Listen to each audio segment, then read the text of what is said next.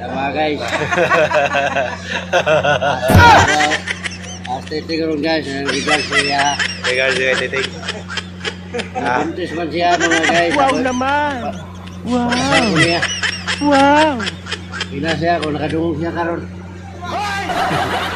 Nung sa kawatan.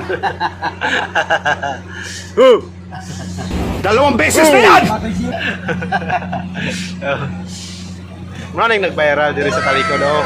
Tanaw na. Lain nagmaubog, bayot. Pero mga guys. Ipit pa na kayo na ron guys. Kaya buntis na si Titing. Titing. Kaya mahanas. Tunat pag ako. Oh, di si Tuna to. Tama na eh. Bayot! Bayot. Atang bayot!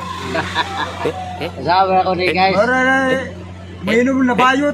Bayot yun yung si Ragkis. Apikir ako ng mga guys. Kapalit ng gata. Lain ni siya maubog kay mangihi. Patay na ba? Ipit ko ni mga guys. Titing ni demanda kung di siya magpakasal ako. Sabi na ko mga guys. Ninyo alam sa titing kung di. Ay hatay na ko ng lain. Kinsa may babae sa inyong doa? Ang bayot! Huwag mong subukan. Masisira ang buhay mo. Ay nakaon na siyang iyang bugara nakaon na siya.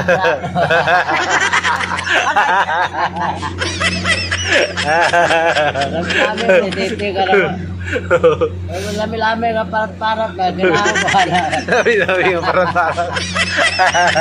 Plada mga guys.